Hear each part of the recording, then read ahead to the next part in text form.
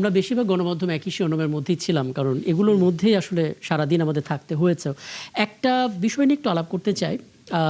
Barrister doctor Nazim Mobin, আপনি 2-3 দিন আগে আমাদের একটা ইন্টারভিউ দিয়েছিলেন এবং আমরা প্রচার করেছিলাম। সেখানে আপনি বলছিলেন যে সংবিধান সংস্কার পরিষদ না হোক, অন্তত সংবিধান সংস্কার কমিটির মতো কিছু একটা হোক, যাতে করে বিরোধী দলের প্রতিনিধিরাও সেখানে থাকতে পারে, একটা সলিউশনে আসতে পারে জুলাই সনদ সংক্রান্ত ইস্যুগুলোকে কেন্দ্র করে। আমরা দেখতে পেলাম, আজকে তো পরদিন পড়ে গেল, সেই হিসেবে আমরা বলতে পারি বুধবার পার্লামেন্টে বলা হলো যে 12 জনের একটা কমিটি হতে পারে সংবিধান সংশোধনে, সেটাকে বিশেষ কমিটি বলা হচ্ছে।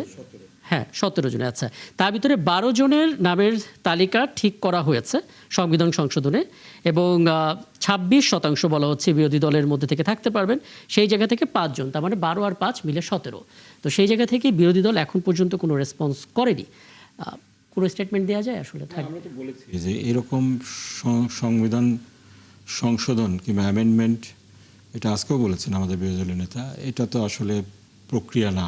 দেখেন বিএনপির এই যে আপনার 31 দফা, প্রথম দফা কী ছিল? প্রথম দফাই ছিল সংবিধান সংস্কার কমিশন গঠন।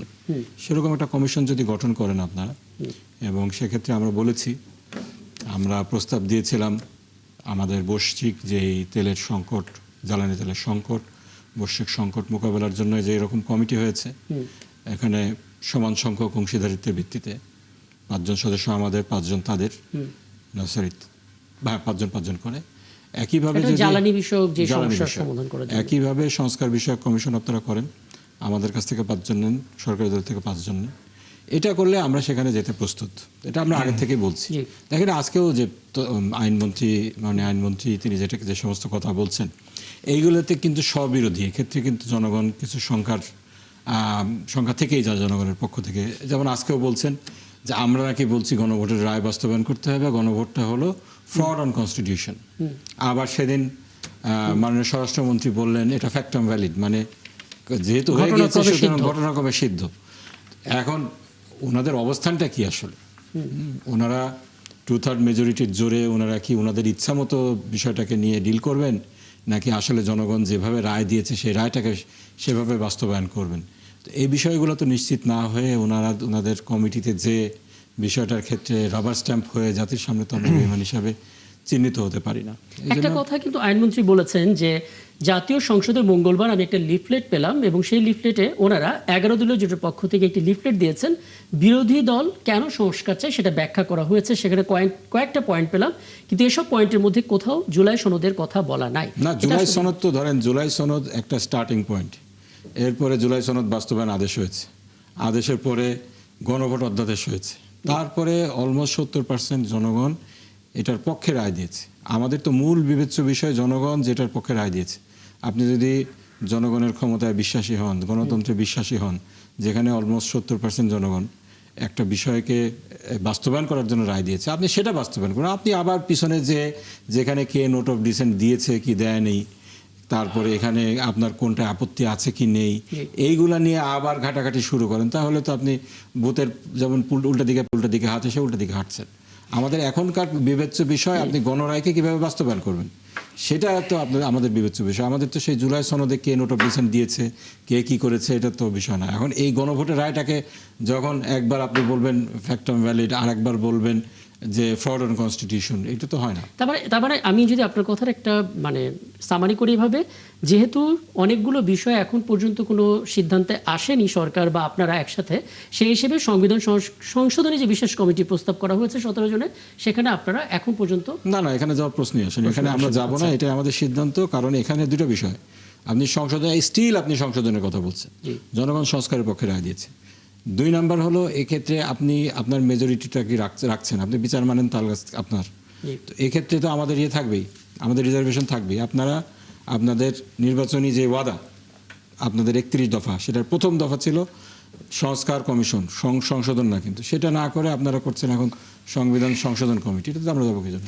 একদম স্পষ্ট। আমি একটু মুস্তাফিজুর বাবুল, মাননীয় সংসদ সদস্য, 3টা জায়গায় এসে আমরা আটকে আছি। প্রথম কথা হচ্ছে সংস্কার কমিশন বলা হচ্ছে শুরুতেই, যে বিএনপির 31 দফার শুরুতে সংস্কার কমিশন বলা আছে, তাহলে বিএনপি কেন এখন সংবিধান সংস্কারের দিকে না গিয়ে সংশোধনের কথা বলছে? দ্বিতীয় বিষয়ে যেটা বলা হচ্ছে, এখন পর্যন্ত সংশোধনের জন্য যে বিশেষ কমিটি তৈরি করা হয়েছে সেখানে 26% বিরোধী দল, তার মানে 7 জন বিএনপির সংসদ সদস্য আর 5 জন হচ্ছে 12 জন, আমাদের 5 জন, বিরোধী দলে 5 জন। হ্যাঁ, বিরোধী দলে 5 জন, কিন্তু বিএনপির যে সংসদ সদস্য সেখানে 7 জন। এর বাইরে গিয়ে আরো কয়েকজন আছে, সেখানে গণ অধিকার পরিষদ, গণসংহতি আন্দোলন, বাংলাদেশ জাতীয় পার্টি এবং স্বতন্ত্র সংসদ ওরা তো সদস্য। সরকারের পার্ট। হ্যাঁ, সরকারের পার্ট। আমাদের 5 জনের মধ্যে কিন্তু 5 জনই জামাতের না।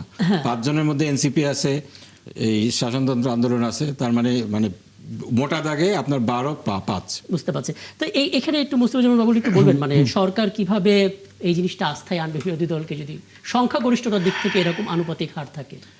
না, সংসদে আমরা সংখ্যাগরিষ্ঠ রাজনৈতিক দল, এটা কি অস্বীকার করবার কোনো জো আছে? কোনো সুযোগ নেই। 2/3 মেজরিটি নিয়ে সংসদে বিএনপি অবস্থান করছে, এটাকে অস্বীকার করবার কোনো জো আছে? 12ই ফেব্রুয়ারিতে অনুষ্ঠিত জাতীয় সংসদ নির্বাচনে বাংলাদেশের সংখ্যাগরিষ্ঠ মানুষ বিএনপির পক্ষে নিরঙ্কুশ রায় ম্যান্ডেট দিয়েছে, এটাকে অস্বীকার করবার কোনো জো আছে? এখন বিএনপি আপনার জুলাই সনদ বাস্তবায়ন করতে চায়, আর ওনারা জুলাই সনদকে আমলেই আনছেন না। এখন জুলাই সনদ কিন্তু একটা ঐতিহাসিক দলিল আমাদের জাতির। 2024-এর জুলাই আগস্টে রক্তক্ষয়ী অভ্যুত্থানের পরে দীর্ঘ আলাপ আলোচনার মধ্য দিয়ে বাংলাদেশে আপনার আমাদের রাষ্ট্রের আপনার প্রয়োজনীয় সংস্কারের জন্যে আপনার এই জুলাই সনদ আপনার এটা প্রণীত হয়েছে, এবং ওই জাতীয় সংসদের আপনার পাশে অনুষ্ঠিত অনুষ্ঠানে আমরা সেই জুলাই সনদে আপনার স্বাক্ষর আপনার প্রদান করেছি, এবং জুলাই সনদ আপনার বাস্তবায়নের পক্ষে আপনার বিএনপি। জুলাই সনদের তো আপনার নানা অংশ আছে। একটা বড় অংশ আছে যে অংশে আমরা সকল রাজনৈতিক দল আমরা একমত হয়েছি, সেটা একটা অংশ। আবার জুলাই সনদেই আবার একটা অংশ আছে যে অংশে আপনার নানা রাজনৈতিক দল তারা নোট অফ ডিসেন্ট দিয়েছে। তো নোট অফ ডিসেন্টকে কি আপনি আমলে আনবেন না? আমি যে ইস্যুতে আমি আপত্তি করেছি সেই ইস্যুতে কি আমার আপত্তি করবার তো সুযোগ ছিল বলেই তো আমি আপত্তি করেছি, এবং আমার আপত্তি সহ আপনার জুলাই সনদ এটা আপনার প্রণীত হয়েছে, এবং সেই জুলাই সনদে আপনার একমতের জায়গা, দ্বিমতের জায়গা, এই সব কিছু নিয়ে যে জুলাই সনদ, সেই জুলাই সনদে কিন্তু আমরা রাজনৈতিক দলগুলো আপনার যারা আলোচনায় অংশগ্রহণ করেছি আমরা আপনার স্বাক্ষর প্রদান করেছি, এবং স্বাক্ষর প্রদান করার মধ্য দিয়ে এই জুলাই সনদের একটা ঐতিহাসিক একটা বাস্তবতা তৈরি হয়েছে। 12ই ফেব্রুয়ারিতে নির্বাচন অনুষ্ঠিত হবার পরে জাতীয় সংসদ আমাদের সামনে আছে, আমরা জাতীয় সংসদে বসে আছি। তো জাতীয় সংসদে বসে আছি আমরা আপনার সংবিধানের আপনার সংশোধন আমরা চাই। সংশোধন কেন চাই? সংশোধন চাই আপনার সংস্কারের জন্য। একটু দিয়ে দেন তাহলে আমি সামনে এগোতে পারি, কারণ আমি যতবারই বিরোধী দলের 11 দলের জোটের কারোর সঙ্গে কথা বলি তারা এই পয়েন্টটাই মানে হেডলাইনে আনেন যে বিএনপি 31 দফার শুরুতেই তো সংস্কার কমিশনের কথা বলা আছে। আপনার বাংলাদেশে আপনার 12ই ফেব্রুয়ারির পরে একটা জাতীয় সংসদ আপনার গঠিত হয়েছে। সেই জাতীয় সংসদে আমরা বসে আছি, এবং জাতীয় সংসদে আপনার আমরা সংবিধানের আপনার সংশোধন আনতে চাই। সংশোধন আনতে চাই কেন? সংস্কারের জন্য সংশোধন, সংবিধানের সংশোধন, এবং যেসব ইস্যুতে আমরা একমত হয়েছি আপনার সেই সব ইস্যুতে আমরা সংবিধানের আপনার সংশোধনী আমরা আনতে চাই, এবং সেই সংশোধনী আনবার জন্যে জাতীয় সংসদে যারা আমরা আছি, সরকারি দল, বিরোধী দল, আমরা সবাই মিলে সংবিধান সংশোধনের জন্য একটা কমিটি আমরা গঠন করতে চাই।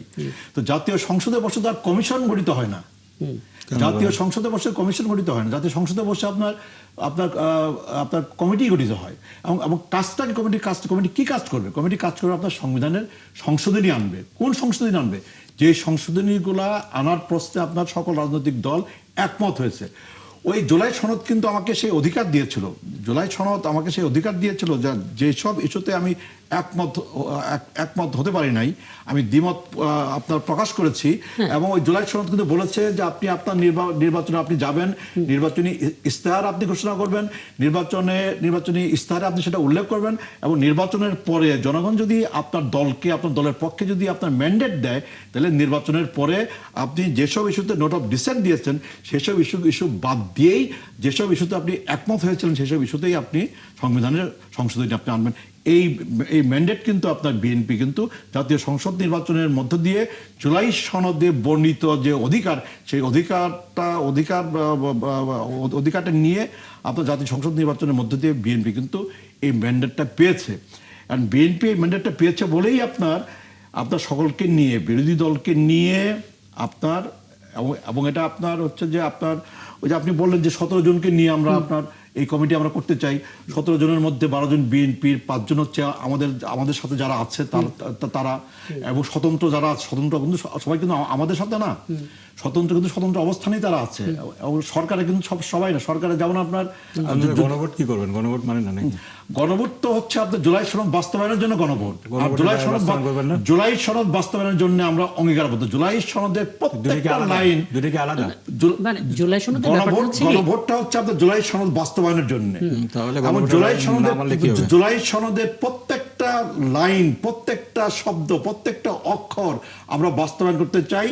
যেসব লাইনে, যেসব শব্দে, যেসব অক্ষরে আমরা আপনার সাইন করেছিলাম ওই আপনার জাতীয় সংসদের দক্ষিণ প্লাজায় বসে আপনার